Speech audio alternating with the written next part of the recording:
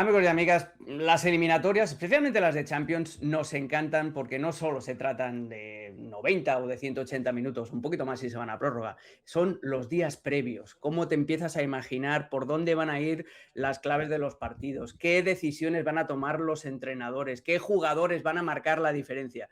Bueno, pues eso es lo que vamos a hacer hoy con los 4 partidos de vuelta de los cuartos de final de Champions, con Rodri, con Vizca, con Barak y con Mr. Chip. Aquí se viene a hablar de fútbol, porque esto es Fuera de Juego.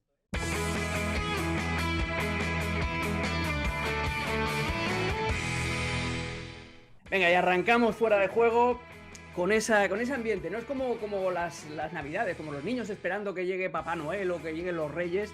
Estos partidos, sobre todo los de vuelta, que ya te han dejado un pozo en la ida, que ya te empiezas a imaginar alineaciones, que te empiezas a comer la cabeza con todo lo que puede pasar en una cancha, en un estadio de fútbol. Pues bien, quiero preguntar, para daros la bienvenida, amigos, ¿qué eliminatoria os ha puesto o os puso en la vida más nerviosos antes del partido de vuelta? Empiezo contigo, Rodri. ¿Cómo estás, amigo? ¿Qué tal, Alex? Saludo para ti y para todos. Pues fíjate, yo tengo muy marcada temporada 2007-2008, cuartos de final, después de un 1-1 en Londres, tenían que enfrentarse en Anfield, el Liverpool y el Arsenal, que al final consiguió ganar el equipo de Anfield por 4-2, con goles de Gerrard, Hipia, Fernando Torres, no me acuerdo el último quién había sido, Babel, puede ser. Bueno, ¿y por qué? Dirá mucha gente, pues básicamente porque fue la primera acreditación que yo tuve para entrar en Anfield en mi vida y lo tengo marcado aquí. Estuve esperando aquello sin dormir durante muchos días. Qué bonito está. Barak, ¿por dónde tiramos con tu máquina de recuerdos? Saludos a todos. Tenemos que ir al Barak de 20 años en Ecuador, en un hotel de Riobamba, una concentración de Morelia, y no había, era un hotel muy pequeñito, ¿no? El único que había en Riobamba, donde estaba concentrado Morelia. Yo estaba cubriendo Copa Libertadores y se jugaba Barcelona contra Real Madrid, semifinales. Y yo no lo podía ver en el cuarto tranquilo, lo tenía que ver con todo el equipo del Morelia, que era en la sala donde estaba la única televisión del hotel. Entonces sí, lo viví con mucha ansiedad, con mucho nervio, con mucha juventud y con mucha tristeza también, esa eliminación del Real Madrid al Barcelona. Buena historia ahí viendo un partido de Champions rodeado de jugadores que van a disputar la Libertadores. Don Vizca, ¿cómo estás, amigo? ¿Qué recuerdos te vienen a la cabeza cuando piensas en una eliminatoria de estas chulas y emocionantes? ¿Cómo te va, Alex? Bueno, le iba a copiar el recuerdo a Barak porque recuerdo es en Barça-Madrid. No me tomó trabajando directamente aquel de principios del siglo, pero sí ese de 2011 que venía en una época muy agitada, muy inflamada, porque estábamos hablando de Guardiola contra Mourinho, de Messi contra Cristiano, y terminaron siendo dos batallas, más allá de que el Barça tomó ventaja inicial. Terminaron siendo dos batallas donde se conversó mucho y también hubo muchas circunstancias. Un clásico sin verdad, y aquel del 2011 fue increíble. Es el de las míticas ruedas de prensa, de ¿dónde está mi cámara? ¿Dónde está mi cámara? Y a mí me daría... Exactamente, a mí me daría vergüenza. Esperando que vuelva algún bueno, momento, ¿no? No me da vergüenza saludar a mi amigo Mr. Chip. ¿Cómo estás, Alexis? ¿Qué eliminatoria o qué partido te puso ahí de los nervios? ¿Qué tal? ¿Cómo estáis? Bueno, va a parecer que está preparado, pero la mía es la misma que la de Barak. ¿Ah? Y por un motivo que no tiene nada que ver con el fútbol. Bueno, tiene que ver con el fútbol, pero que la motivación era extrafutbolística. Yo trabajaba en Telefónica en esa época, temporada 2001-2002. Teníamos un patrocinador en Telefónica que era Motorola. Sí. Y yo tenía muy buena relación con uno de los pues de la gente de la gente de Motorola, pues que nos vendía terminales y todo esto, ¿no? Y ellos eran patrocinadores de la Champions. Y me prometieron, porque este chico era muy del Real Madrid, me prometieron que si el Real Madrid se clasificaba para la final de la Champions, sabes que pues UEFA le da entradas a los sponsors y tal, y los sponsors a su vez con sus clientes, pues también hacen sus historias, ¿no? Porque al final nosotros le teníamos que comprar terminales a ellos, ¿no? Por eso los aficionados se quedan sin Claro, entrada. No, Alexis. porque Es al parte final... del problema, Alexis, es parte del problema. No, al final fue una entrada, coño. Pero claro, el tema era que a mí me dijo este chico que solo tenían entradas si se clasificaba el Real Madrid. Entonces, No, más blanco que Santiago Bernabéu aquel día. sí, ¿no? él era muy blanco, era muy blanco, pero creo que esto no dependía de él. Creo que esto era un acuerdo entre su empresa y no tengo ni idea cómo sería aquello. Y solamente disponían de esas entradas si pasaba el Real Madrid. Y recuerdo que viví el partido de vuelta con bastante tensión, ¿no? Por saber si me iba o no me iba a Glasgow. Fue el partido de vuelta en el que hubo la amenaza de bomba en el Bernabéu. El Madrid había ganado 0-2 en el Camp Nou con los goles de McManaman y de Zidane. Y en el partido de vuelta, que empataron a 1, marcaron Luis Enrique y Raúl, pues hubo una amenaza de bomba antes del encuentro, y yo diciendo, mira, a ver si no se va a jugar esto, que yo me quiero ir de viaje. Y bueno, al final se clasificó el Madrid y me llevaron a Glasgow. Sí, me llevaron a Glasgow y la verdad que lo pasamos bastante bien allí. Y fuiste testimonio, bandido, de la volea ¿Sí? legendaria de don Sí. Zinedine Zidane. Sí, señor. La mía fue de jugador.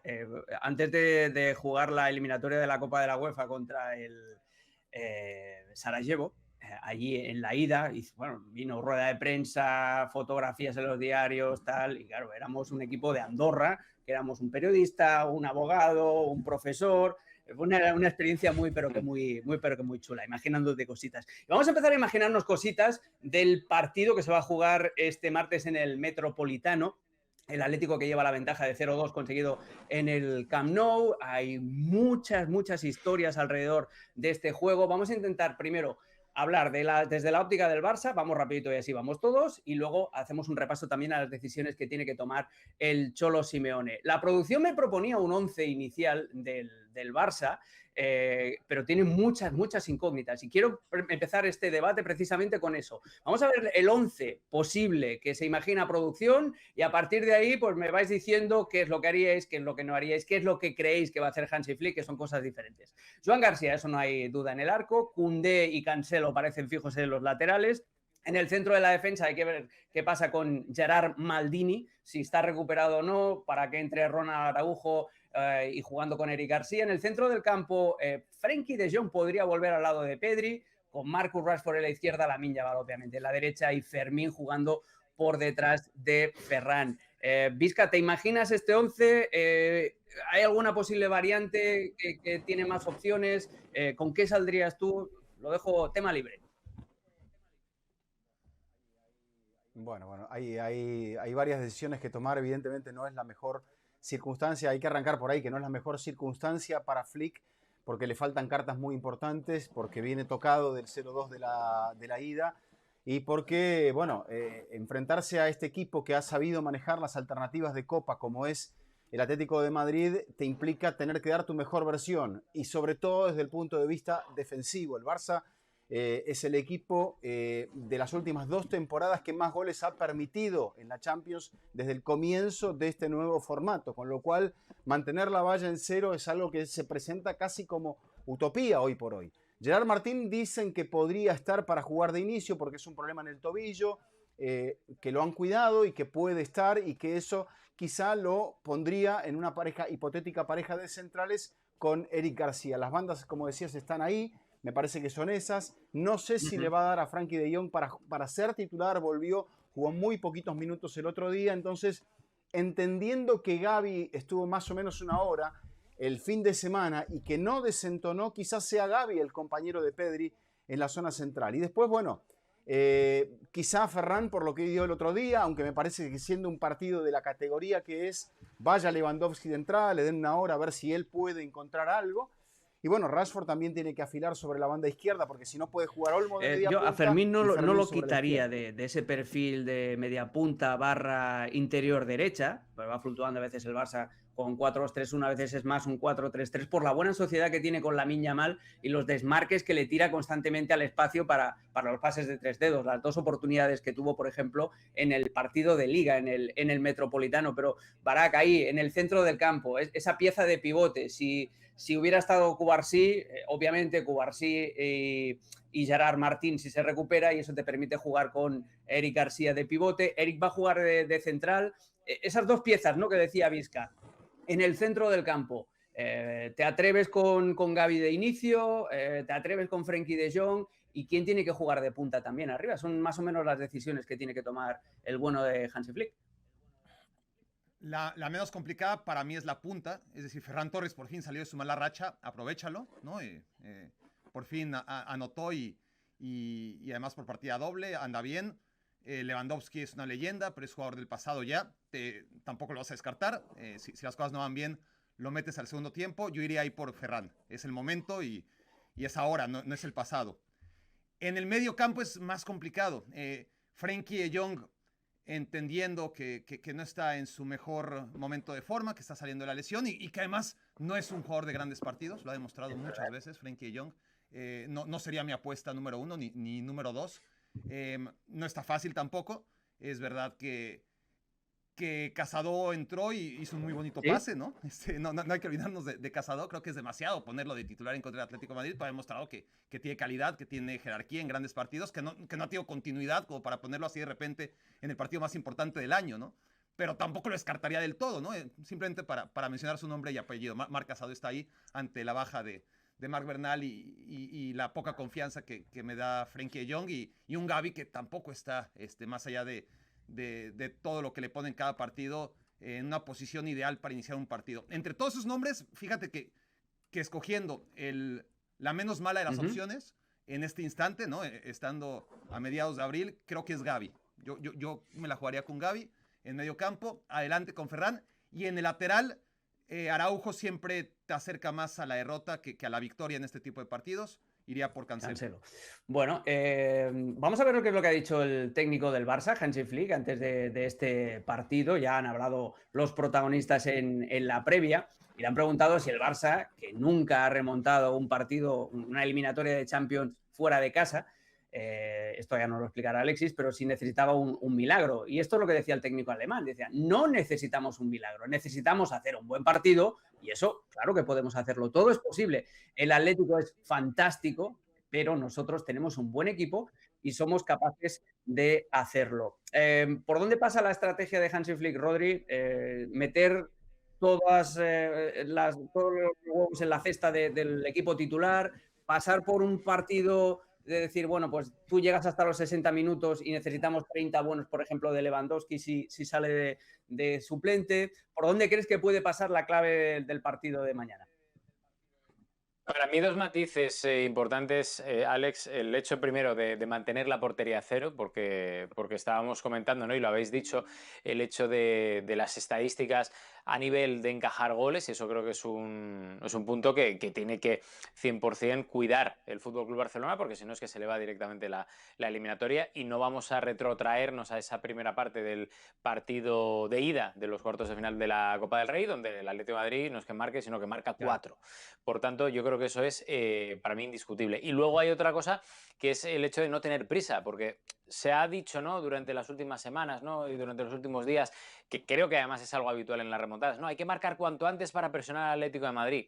Yo creo que no, yo creo que esta vez lo que va a diferenciar al Barça de otros Barças o de otras remontadas es el hecho de llegar vivo a los últimos minutos de partido. Creo que es ahí donde el Atlético de Madrid, que obviamente me espero un equipo muy defensivo, con un bloque bajo tremendo, pues es donde puede tener ciertas grietas, tener ciertas vigilancias no tan expuestas como el resto del encuentro, y es ahí donde creo que puede tener su oportunidad el FC Barcelona. Oye, que empieza ganando el Barça, que se pone 0-3 en el minuto 50, pues oye, mejor para ellos. Pero yo creo que esas son las 2 claves por las cuales creo que puede pasar una remontada, que en este tipo de tiempos donde al final la paciencia y la calma no están muy de moda, pues pienso que le pueden ayudar. Una lástima para el Barça la baja de Cubarsí, que en el partido de Liga en el Metropolitano fue de lo mejorcito del Barcelona, asumiendo todos esos riesgos de los que hablaba de los que hablaba Rodri. El que va a jugar seguro y al que además llega en un estado dulce de forma después del partido contra el Español este fin de semana es Lamine Yamal, que habló en rueda de prensa y también habló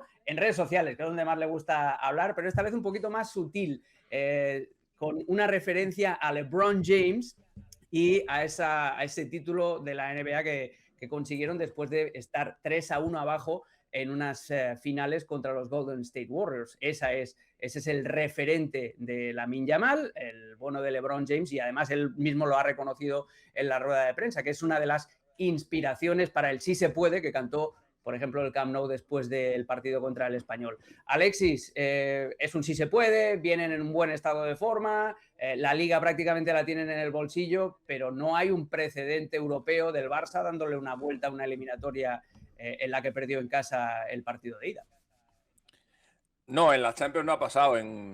Sí pasó en los años 60, pasó un par de veces. En la Copa de Ferias, sí.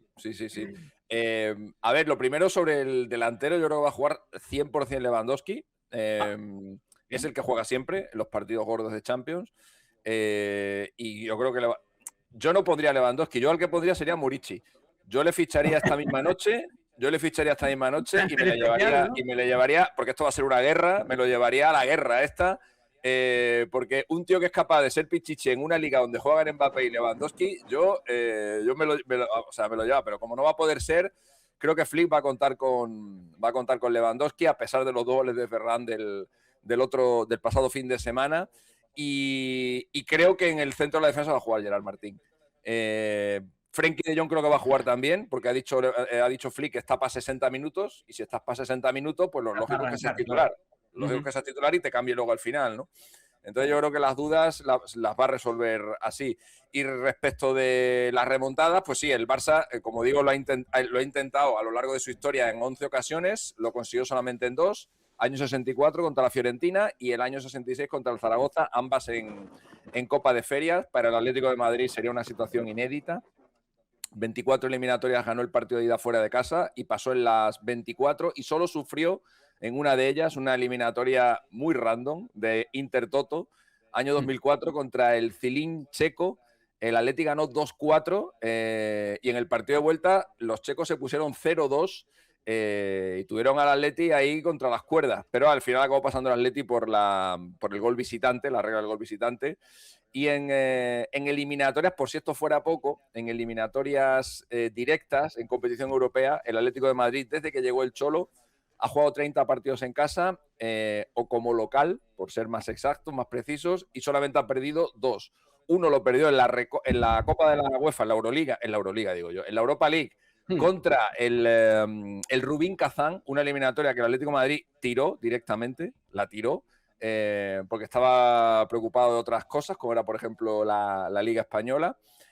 Y la otra fue con el Chelsea, pero esta tiene asterisco porque esa eliminatoria es de Champions, pero el Atlético de Madrid, actuando como local, tuvo que jugar en Bucarest por la historia de la pandemia. Tanto el partido de ida como el partido de vuelta se jugaron los dos en Rumanía y allí el Chelsea perdió 0-1. Es decir, en su casa, en el Calderón o en el nuevo Metropolitano y en la Copa de Europa, el Cholo Simeone nunca ha perdido un partido de eliminatoria. Entonces el Barça tiene una tarea complicada por delante, porque no solamente tendría que ganar, tendría que hacerlo por al menos 2 goles de diferencia para forzar una prórroga y quién sabe si una tanda de penaltis. Y la verdad que creo que el Atlético de Madrid lo tiene todo en la mano y creo que efectivamente, como bien ha dicho Rodri, va a ser un equipo muy, muy calculador, va a ser un equipo muy frío, un equipo muy defensivo, que intentará, igual que hizo en el partido de ida, aprovechar las ocasiones que sin duda le va a ofrecer el Barça, muchas más ahora, en la que el Barça está más exigido y va a tener que dejar muchos más espacios, y ahí es donde estará la eliminatoria. Si en esas 2, 3, 4 ocasiones que le dejen al Atlético de Madrid tiene la efectividad que tuvo el otro día, pues el Atlético de Madrid pasará. Si estamos como el día de la Copa del Rey, el partido de vuelta, donde el Atleti también tuvo un par de ocasiones de Griezmann y otra de Sorloth y no las aprovecha, pues ahí el Barça tendrá vida y ahí es donde va a estar la eliminatoria. Totalmente de acuerdo. El Cholo tiene muy diezmada la defensa, no puede contar con Hanchko y con Jiménez, que están lesionados, tampoco puede contar con Marc Pubill, que está sancionado, Y tiene Vizca pues dos incógnitas que resolver. ¿Dónde coloca a Marcos Llorente? Si lo sigue utilizando como escudero de Coque, a pesar de que Johnny Cardoso ya está listo y se la juega con una pareja de centrales con Lenormand y con Lenglet, o bien si mete a Johnny Cardoso y manda a Marcos Llorente a jugar de central para sentar, supongo que a Lenglet. Y luego la portería, que es un elemento clave. Musso, que ha tenido muy buen desempeño contra el Barcelona, o darle el regreso, la titularidad a Jan Oblak. ¿Con qué te quedarías de estas opciones, amigo? Lo de Oblak es un tema, lleva un mes, y más allá de que es el arquero titular de esta época del Atlético de Madrid, creo que Musso lo ha cubierto muy bien, además de que viene en ritmo y de que va a ser el titular, suponemos, en la final de la Copa del Rey del próximo sábado en la Cartuja. Yo creo que es probable que por rendimiento, y me parece que Musso tuvo muy buenos partidos contra el Barça, que el Cholo se la juegue por el argentino, por su compatriota.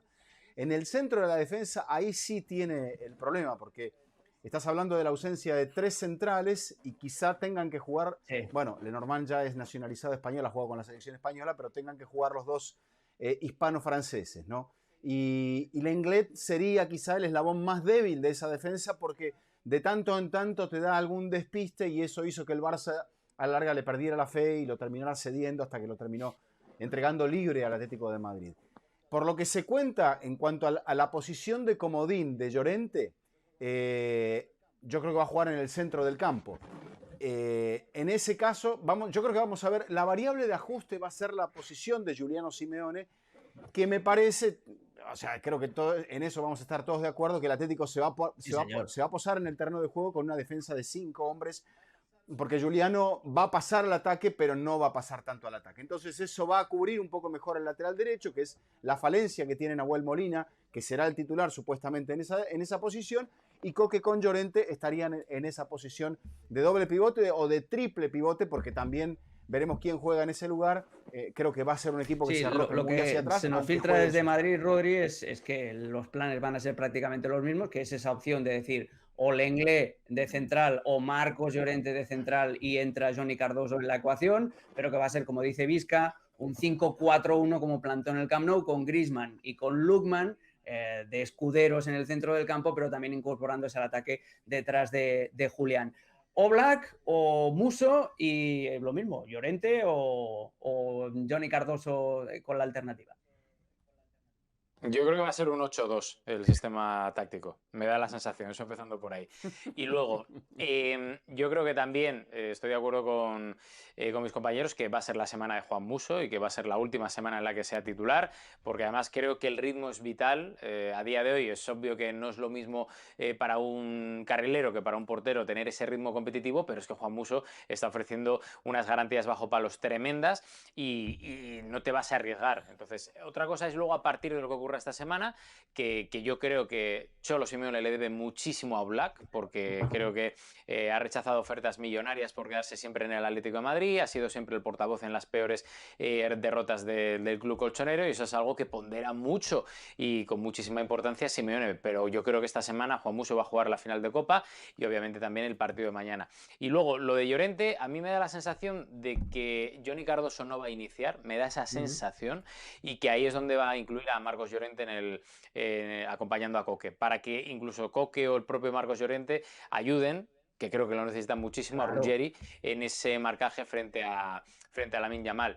Y mucha gente dirá, bueno, Johnny Cardoso ya está, pero es que me da la sensación de que como Johnny Cardoso viene de una lesión muscular, donde forzó muchísimo en esa fecha FIFA antes del partido entre Estados Unidos y Bélgica, en uno de los entrenamientos con Pochettino, me da la sensación de que igual no lo quiere forzar el Cholo Simeone, porque luego puede ser peor el remedio que la enfermedad. Por lo tanto, yo apuesto por eso, que Marcos Llorente va a estar ayudando a Coque y ayudando por ende también a Ruggeri, y a partir de ahí el resto. Como veo que estamos prácticamente todos de acuerdo, voy a cambiar un poquito la pregunta. ¿Te imaginas jugando de inicio también a Lookman, o crees que puede meter a un tercer centrocampista estilo Alex Baena, sobre todo Alex Baena o Thiago Almada? Y si juega Lenglet o el punto débil, como ha dicho Vizca, porque muchas veces tiene tendencia a la desconexión, pero también Lenglet es el que le da el pase al espacio a Giuliano Simeone en el gol del Atlético de Madrid en el partido de Liga. Sí, por lo que necesitas es solidez para este partido, sobre todo dentro del enfoque de Simeone. Otro técnico quizás apostaría por atacar, por meter ese gol que sabemos que el Atlético de Madrid no va a priorizar, ¿no? Entonces, en el universo del Atlético de Madrid, la solidez defensiva es la que manda. Lenglet no te la ofrece y ahí tendrá que escoger entre la mejor opción. Al no poder clonar a Llorente, entender si lo pones ahí como tercer central o si te la juegas con Pubil ahí en esa zona y sabiendo que Ruggeri se puede convertir en ese tercer central quizás, ¿no? Claramente, independientemente de los nombres que salgan al terreno de juego, la línea va a ser seguramente 3 centrales, seguramente va a ser también un bloque bajo, y luego ya veremos cómo se distribuyen, sobre todo en función de Llorente, si vemos a Lenglet o vemos a Cardoso, ¿no? En función de lo que decida hacer Simeone con Marcos Llorente. Luego está el asunto de Lookman. Creo yo que el Atlético de Madrid debe mantener esa amenaza, es decir, por más defensivo y conservador que sea, ha de mantener la cuádruple amenaza de Giuliano, Griezmann, más Lukaku, Lookman, perdón, más el centro delantero y Julián Álvarez, y eso no debería de modificar porque es lo que le ha dado en la Copa del Rey, esa victoria inmensa, 4-0 en el partido de ida, y también esa amenaza, aunque ya con Sorloth entrando de cambio en el partido de vuelta. Entonces yo creo que Lookman, a pesar de todo, obviamente le va a tener que estar, o ya empezó con la charla del compromiso defensivo que va a necesitar mostrar el nigeriano desde el minuto 1.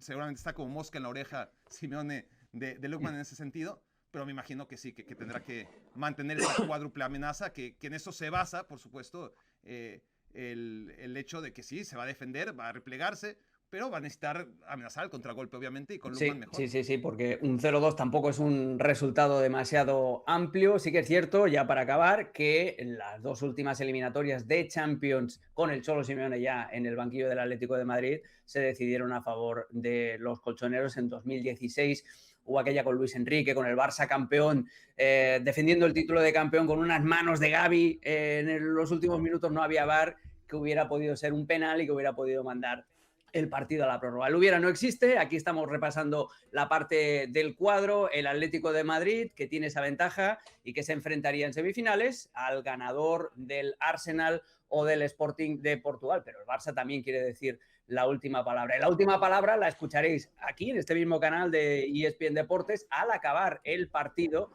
porque recordad que hay edición especial de nuestros compañeros de la Liga al Día para analizar lo que pase entre este Atlético de Madrid y Barcelona. La vuelta en el Metropolitano de una eliminatoria en el que los colchoneros llevan la ventaja del 0-2 conseguida en el Camp Nou. Vamos a hablar ahora del Real Madrid, que va a Múnich con el pensamiento de podría haber sido mucho peor. En el partido de ida solo perdieron, entre comillas, solo 1-2 ante el Bayern de Múnich y tienes la sensación de que la eliminatoria, por muy difícil que parezca para el Real Madrid, pues está un poquito más abierta de lo que planteaba la diferencia en la cancha, sobre todo en los primeros 60 minutos en el Bernabéu. Alexis, píntanos una pinturita con numeritos de lo que significa esta eliminatoria entre estos dos titanes europeos. Bueno, el partido de ida creo que no se va a diferenciar mucho de lo que va a ser el partido de vuelta. Creo que el Bayern dominó muchísimo al Real Madrid, que cometió también muchos errores en la salida de balón, que el Bayern, afortunadamente para el Madrid, no aprovechó. Si tenemos todavía eliminatoria, es porque hubo bastante torpeza en Gnabry, en Upamecano, en incluso una de Kane también, de acciones que no supieron aprovechar de forma incomprensible, porque estamos ante el Bayern más goleador de todos los tiempos, pero ahí perdonaron al Real Madrid, que luego en el tramo final del partido sí que es verdad que niveló bastante más las fuerzas, pero yo creo que vimos una diferencia bastante grande entre los dos equipos, y de ahí también el resultado y también la fe, ¿no?, que pueden tener algunos seguidores del Real Madrid en que lo que a lo mejor al principio parecía que iba a ser un 0-4, pues terminó siendo solo un un 1-2, ¿no?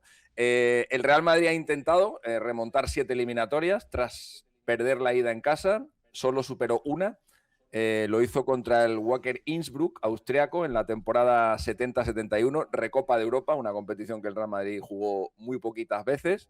Y en el partido de vuelta le costó remontar, había perdido 0-1 en el Bernabéu. El partido de vuelta lo remontó con goles de Grande y de Bueno en los últimos 15 minutos de partido. Luego lo ha intentado muchas veces. París, Recopa del año 94, Bayern Múnich con aquel gol de Elber en el Bernabéu, año 2001, con el Arsenal, aquel gol de Titi Henry, y luego el Madrid yendo a Highbury, el último partido que jugó el Madrid en el estadio, en el viejo estadio del Arsenal. Liverpool, el día del chorreo, el famoso chorreo que vendió el expresidente del Real Madrid, que terminó siendo una debacle del Madrid. El propio Barça, la eliminatoria que recordábamos antes, ¿no? En el año 2011, después del 0-2 en el Bernabéu, que tampoco pudo remontar el Madrid en la vuelta. Y luego la última, la más reciente, la del Manchester City. Se jugó el partido de ida justo antes de que se parara el mundo, y en el partido de vuelta el City le volvió a ganar al Real Madrid. Realmente es una situación difícil para el Madrid. Se enfrenta además a un Bayern que, como podréis comprender, sus estadísticas tras ganar la ida en casa, pues fuera de casa, pues son abrumadoras, ¿no? Ha superado 30 de 31 eliminatorias. La única vez que se le escapó un emparejamiento así fue contra el Inter, año 2011, con un gol de Pandev justo al final del partido. Había ganado 0-1 el Bayern en Milán, se puso 2-1 ganando en Múnich, y al final, en el tramo final de partido, marcó Wesley Sneijder, y como digo, a falta de un minuto, marcó ese gol Goran Pandev, que noqueó al Bayern y que le devolvió al Bayern la eliminación que en los años 80 le había hecho al Inter en idénticas condiciones. El Inter había conseguido ganar el partido de ida fuera de casa, en partido de Copa UEFA, y el Bayern le remontó en San Siro y le terminó eliminando. Solo hay un motivo hay dos motivos para la esperanza de los seguidores del Real Madrid. A ver. Casi todos los motivos tienen que ver con lo esotérico, motivos futbolísticos realmente no hay ninguno. Pero la mística, la leyenda, la cábala, la bruja, la cábala, la ouija, ¿no? Porque yo vi un año que el Madrid estaba fuera y de repente apareció no sé quién y hizo no sé cuánto. Creo que son los únicos argumentos, ¿no? Y luego también los buenos resultados recientes del Madrid en Alemania. Yo recuerdo lo que le costó al Real Madrid ganar su primer partido en Alemania. No lo hizo hasta el año 2001, con un gol de Roberto Carlos en Leverkusen, en el Valle Arena. Estuvo el Madrid casi 60 años sin ganar un partido en Alemania. Sin embargo, recientemente, en los últimos 12 partidos, ha ganado 7 y solamente ha perdido 2. Es decir, Alemania, parece que aquel día, con aquel golazo de Roberto Carlos, el Madrid se quitó como una especie de enfermedad encima, ¿no? Y lleva una muy buena racha. Esas dos derrotas más recientes fueron contra el Leipzig en fase de grupos y contra el Wolfsburgo, esa que luego termina remontando el Madrid en el partido de vuelta. Y realmente es lo único a lo que se puede agarrar el Madrid. Para mí sería un bombazo. Para mí sería un bombazo tremendo que el Madrid pudiera dar la vuelta a una eliminatoria así, porque primero porque tiene un gol de desventaja, segundo porque juega fuera, y tercero porque se enfrenta a un equipo que es mejor que él. Entonces que lo tiene todo en contra. Entonces pues, sería una cosa muy sorprendente, la verdad. El panorama no pinta nada bien para el Real Madrid, Vizca, y además también con una baja importantísima en el centro del campo, la de Tchouaméni, Camavinga, que en teoría iba a ser el reemplazo natural. Tuvo un mal desempeño, quedó señalado también contra el Girona. Se desliza también desde medios de Madrid que podría intentar inventar algo Arbeloa con Fede Valverde y con Thiago Pitarque en el centro de la cancha y dejando a Camavinga fuera. ¿Qué opciones ves para el centro del campo? Y la misma pregunta que os hago siempre, ¿no? ¿Qué crees que va a hacer Arbeloa y qué haría Don Vizca si él tuviera el manejo del vestuario del Real Madrid? Mira, yo lo centraría a Valverde para jugar en esa posición que decía todo el mundo que era la posición de Valverde. Incluso la defendía su pareja, que vehementemente suele defender a Federico. Porque, bien decías, el otro día no anduvo Camavinga, Tchouaméni. Probablemente podemos empezar a debatir si ha sido, más allá de los goles de Mbappé, si ha sido el jugador más regular, más parejo en toda la temporada para Real Madrid, en los dos entrenadores. Tanto en Xabi Alonso como en Álvaro Arbeloa. A partir de la posición de Valverde, ver si va a jugar Bellingham, yo creo que va a jugar Bellingham. ¿Quién jugaría? Sí, yo creo que pondría a Arda Güler porque quizá es el momento para que el Madrid juegue con una especie de 4 en el medio.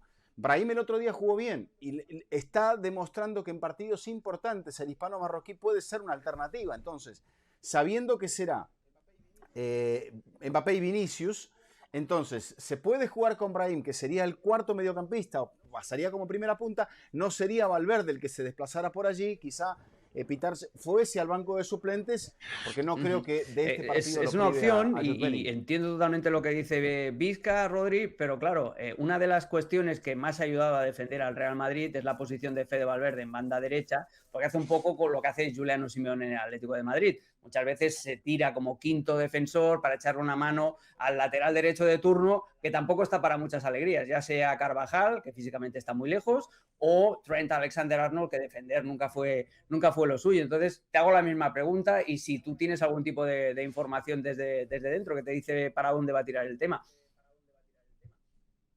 No, a ver, desde dentro ahora mismo es un búnker el vestuario del Real Madrid porque es muy complicado esta semana después de lo que ocurrió en la Liga y del pinchazo otra vez frente al Girona sacar información porque hay mucho secretismo. De hecho es lo que te cuentan las fuentes que nosotros manejamos dentro del club, ¿no? Que no se sabe exactamente hasta horas antes lo que va a tener que ejecutar Álvaro Arbeloa. Sí que es cierto, al hilo de lo que comentabais ahora mismo, que ha sorprendido mucho en el Real Madrid la falta de crédito, que también, por otra parte, se ha ganado el Real Madrid, o la falta de, llamadlo como queráis, de convencimiento en que se puede remontar, porque hay un favoritismo tremendo a favor del Bayern, pero ellos al final dicen una cosa, dicen, sí, el Bayern jugó muy bien en el partido de ida, fuimos inferiores hasta el último tramo, donde el mejor fue Neuer, pero es un gol solo, con un 0-1 igualas la eliminatoria y te metes dentro, al igual que el Bayern, con cualquier tipo de opciones para pasar. Eso sí que es cierto que nos lo han transmitido y trasladado desde varios sectores del club,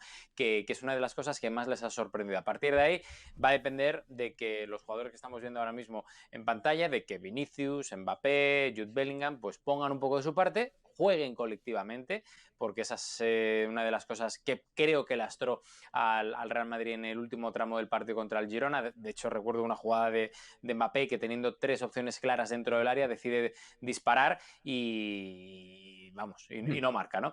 Entonces, es lo que desde dentro también admiten, que con la recuperación de todas las grandes estrellas de los Galácticos 2.0 del Real Madrid, el equipo está yendo hacia la baja porque juegan mucho para ellos y menos para el equipo, como sí que estaban jugando en ese tramo de hace 3-4 semanas, donde el equipo Arbeloa tenía opciones intactas de conseguir títulos importantes. Pues es jugar como un equipo, es que tus estrellas tengan el día inspirado, es que el Bayern de Múnich tenga un mal día, son demasiados condicionantes. Hablando de Mbappé precisamente, no llega en su mejor momento el jugador francés, está en una mala racha y aquí la tenemos. Tiene una racha de 4 partidos sin marcar en la Liga, que es curiosamente la más larga desde que llegó al Real Madrid y la más larga sin goles en Liga desde enero y febrero, un periodo que fue entre estos 2 meses, cuando en 2023 jugaba para el Paris Saint-Germain. También se tiró 4 partidos de Liga, en aquel caso en la Ligue 1, el bono de Kylian, sin anotar. Barak, necesito que me des el punto de vista del Bayern de Múnich, tú que eres el doctor Bundesliga en esta santa casa. ¿Por dónde pasa? ¿Qué es lo que no tiene que hacer el Bayern? Vamos a hacerlo así. ¿Qué es lo que no tiene que hacer el Bayern para perder esta eliminatoria? O sea, si quieres pasar la eliminatoria, ¿ya me entiendes? No, es que no lo va a hacer. Si no lo hizo en el Bernabéu, claramente no va a tomar una postura de administrar el partido. Leí a Toni Kroos interpretando que el Bayern dejó de atacar en algún momento en el Bernabéu. Yo no vi eso. Yo vi que el Real Madrid en un momento de esos de rebeldía que siempre tiene, sobre todo en el Bernabéu, sobre todo en ese tipo de noches, se volvió un equipo incontenible durante los penúltimos minutos de aquel encuentro, porque en los últimos otra vez el Bayern generó 2-3 ocasiones muy claras de gol, ¿no? Entonces, lo que no tendría que hacer, obviamente, es lo que no va a hacer Vincent Kompany jamás, que es el respetar demasiado la entidad, tenerle miedo al Real Madrid. Es verdad que históricamente, sobre todo en tiempos recientes, cuando perdió el seudónimo de Bestia Negra que se había ganado a pulso del Real Madrid, partido tras partido, eliminatoria tras eliminatoria, se fue haciendo pequeño, fue ganando más Champions Leagues el Real Madrid hasta que llegase un momento en el que institucionalmente el Bayern Múnich, que se siente el mejor equipo del universo, pues puede tener argumentos contra todos los equipos, inclusive contra el Liverpool, contra el Barça, contra el Milan, para sentirse así. Cuando se para el Real Madrid, tiene que ponerse a contar las 6 estrellas, que son muchísimas del Bayern, y no le alcanzan ni el doble para acercarse a las 15 que tiene el Real Madrid. Entonces, en ese sentido, lo primero que tiene que evitar, obviamente, es eso, el recordar lo que pasó en eliminatorias más o menos recientes, en que las cosas han salido mal, en que han cometido errores los porteros, o se ha lesionado un jugador trascendental, o el árbitro ha jugado a favor del equipo blanco. Han pasado muchísimas cosas en estas últimas eliminatorias que han sido favorables, la gran mayoría, al Real Madrid. Futbolísticamente, es que el Bayern Múnich no va a cambiar, no va a cambiar lo que viene trabajando y muy bien y evolucionando en 2 años. Defensivamente, y lo vimos en el Bernabéu, es un equipo muy frágil, muy frágil.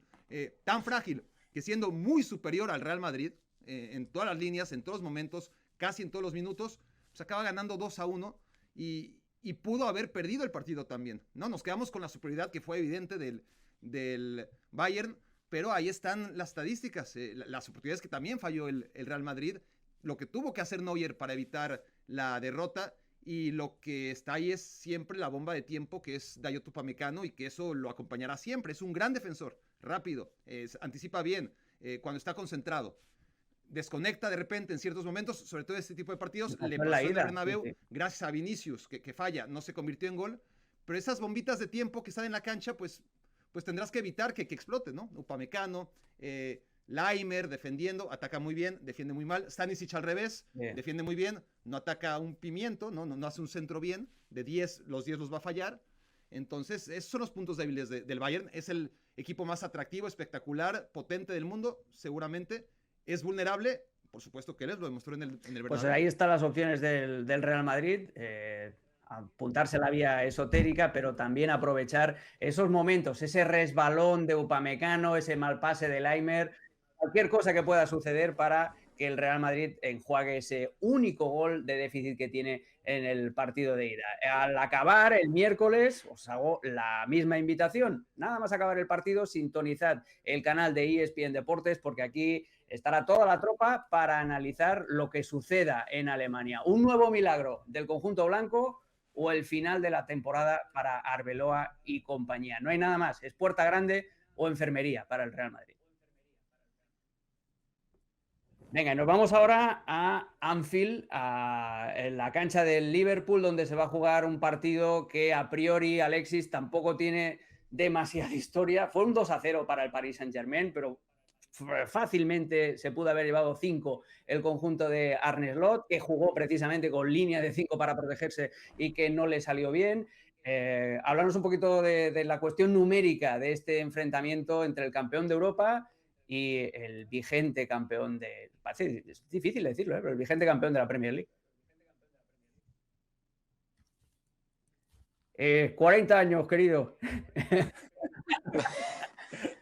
Era para ver si estabais atentos. Muy bien.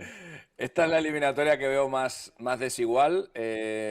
Lo que pasó en los partidos de ida, yo vi un Sporting Arsenal bastante equilibrado.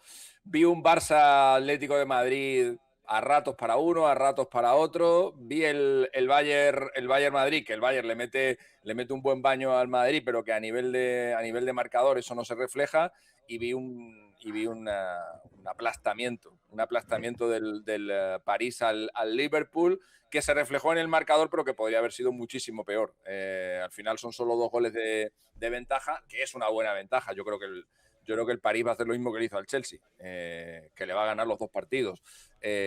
Pero realmente el Liverpool, situaciones como esta, ha tenido unas cuantas a lo largo de su historia y no es un equipo de estos que se apunta a la remontada. Mira que tiene historia el Liverpool en Europa, pero remontadas de 2 goles tiene solamente 2 de 14. Le remontó al Auxerre en la Copa de la UEFA, temporada 91-92.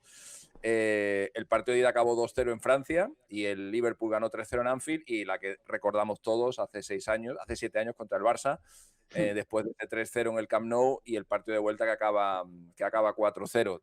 No se le dan nada bien los equipos franceses al Liverpool, y menos aún el París. Son 5-4 las eliminatorias a favor y en contra del Liverpool contra equipos franceses, pero contra el PSG ha jugado 2 y ha perdido las 2.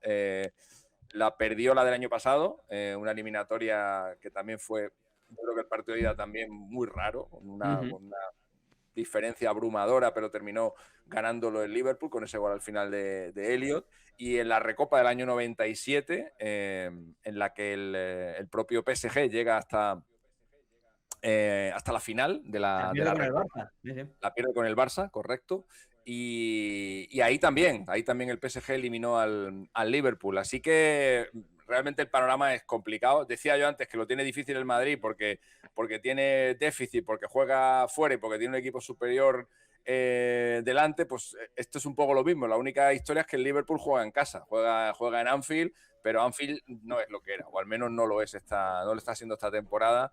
Y en condiciones normales esta eliminatoria, creo que a los 10-15 minutos de partido vamos a estar mirando ya el otro partido, porque este va a estar bastante liquidado. Ni Anfield es lo que era, ni Mohamed Salah y Virgil van Dijk son lo que fueron, y por eso el Liverpool está como está. Vamos a ver lo que decía Luis Enrique, precisamente, el entrenador español del Paris Saint-Germain, después de ese partido de ida, que fue un festival, una oda a los expected goals que no se transformaron por parte del PSG. Dijo, es una pena sin duda, jugamos muy bien, merecíamos más goles, y creo que es una pena porque hicimos cosas muy claras en la segunda parte, pero es la Champions y debemos recordar que queda la vuelta, aunque estamos muy contentos. Vizca, vamos a vender un poquito de optimismo para el aficionado del Liverpool. ¿Por dónde se le puede meter mano al PSG? Si es que se le puede meter mano, porque cuando están enchufados te esconden el balón, como le hicieron al Liverpool antes del segundo gol, y es que ni la hueles.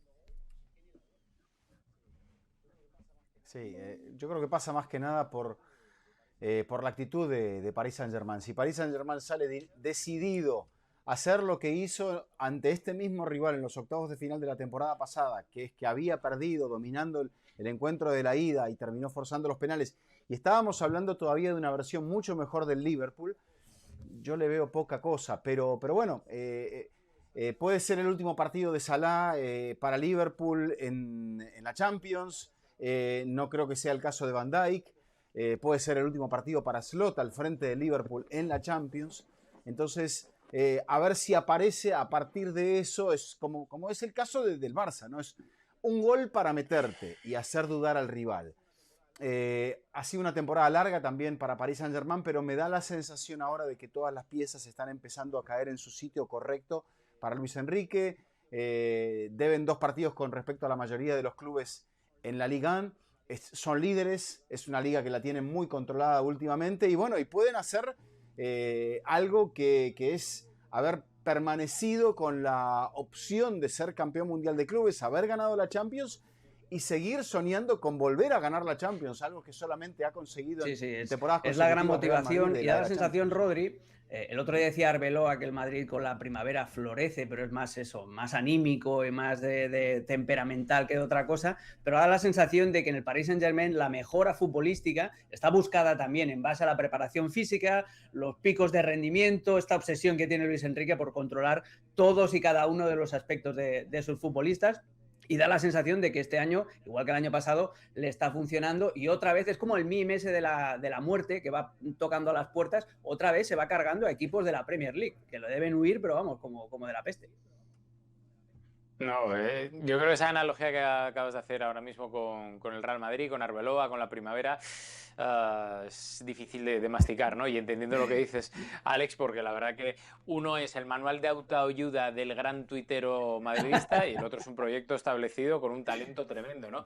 Y esto no es un ataque a Arbeloa, pero sí es cierto que Arbeloa todavía está empezando en todo esto de la élite, veremos a ver si sigue la próxima temporada, pero es que cualquier entrenador a día de hoy que puedas comparar a Luis Enrique, salvo seguramente Guardiola, saldrá perdiendo, ¿no?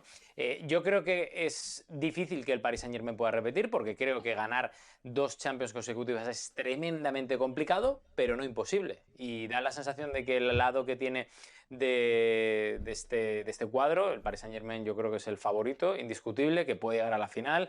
No le doy ninguna chance al Liverpool porque creo que el equipo de Arne Slot este año se ha caído tremendamente, no se han sabido regenerar bien, los refuerzos que han llegado de momento están muy lejos de estar a la altura que mucha gente pensábamos al principio de campaña.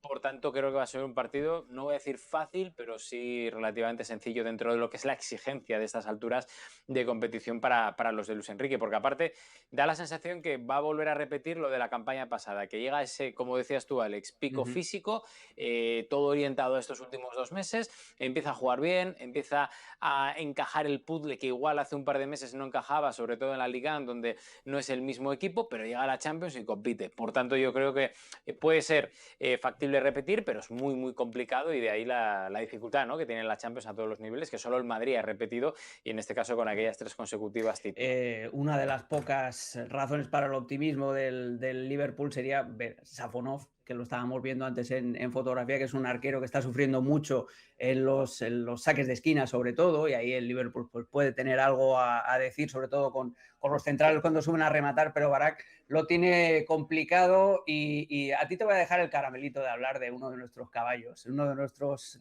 potrillos, el bueno de Kvaratskhelia, que lleva 8 goles en la fase de eliminación de Champions para el Paris Saint-Germain y llegó el año pasado, no nos olvidemos, y es el segundo mayor número en la historia del club, solo por detrás de un tal Kylian Mbappé, que consiguió 14. Ya Kvaratskhelia ya ha desempatado incluso con el Balón de Oro, con Ousmane Dembélé. Kvaratskhelia es quizá el ejemplo de un Paris Saint-Germain que está, como decíamos, acercándose a su pico de rendimiento. Sí, sí, está siendo el jugador más reivindicativo respecto a la temporada pasada, porque la temporada pasada no dejó de ser un actor secundario, llegó, fortaleció al Paris Saint-Germain, le dio más argumentos. Parecía que el PSG no lo necesitaba del todo, ¿no? Con Doué, con Barcola, con Dembélé, etcétera. Aportó lo suyo, no lo estoy ninguneando, pero no fue lo que era en el Napoli, ni fue seguramente uno de los 5 futbolistas más determinantes en que el PSG acabara ganándolo todo.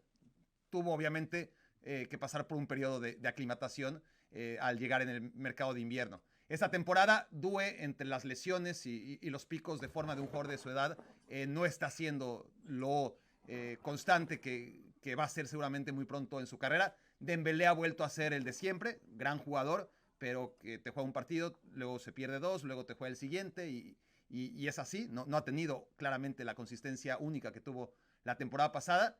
Y el que realmente, por lo menos si hablamos de jugadores de ataque, está en un nivel superlativo es Kvaratskhelia, entrando de cambio y haciéndolo de titular, entendiendo muy bien los tiempos del equipo. Es un jugador explosivo, es un jugador directo, pero es un jugador que además sabe muy bien tocar la pelota, sus controles son exquisitos, se une perfectamente a la concatenación de pases que hace al Paris Saint-Germain tan fuerte a la hora de desordenar al rival, a la paciencia que tiene. Entonces lo tiene todo porque tiene desequilibrio, sabe encontrar el momento del pase justo para filtrarlo o para marcar que a él le den ese pase. Su gol fue magnífico, ¿no? Tras todos los pases que logró conectar el Paris Saint-Germain y hace el movimiento ante Nuno Méndez que permite abrir a un Liverpool que estaba mareado después de 20, 25, 30 pases, no sé cuántos.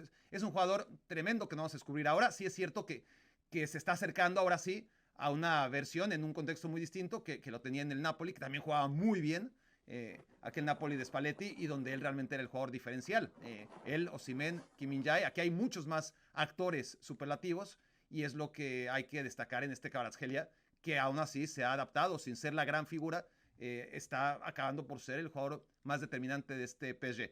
Para lo de Liverpool, muy de acuerdo con todos, pero, y ya lo anunciaba Alexis también, pero no deja de ser paradójico, ¿no? Es decir, yo también creo, al que menos opciones le doy de remontada es a Liverpool, por las sensaciones que venimos mencionando. Curiosamente, de las 4 remontadas, es la única que podría darse en casa. Los otros 3 tienen que ir a remontar fuera, ¿no?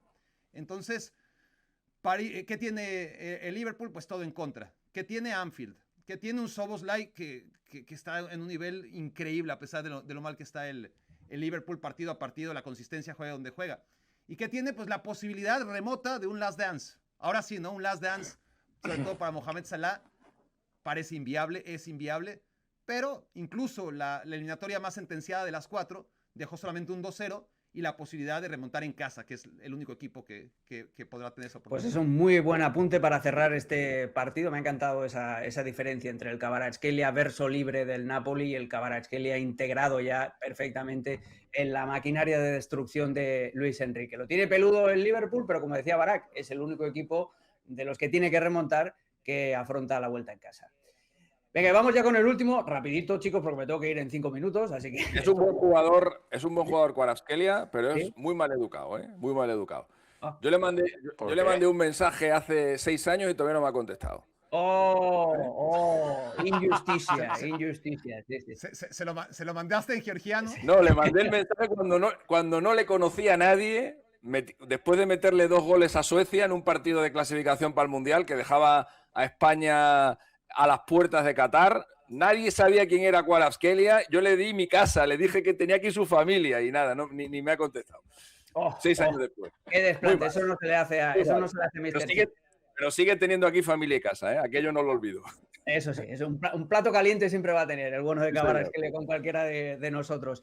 Alexis, rapidito, muy rapidito, todos os pido.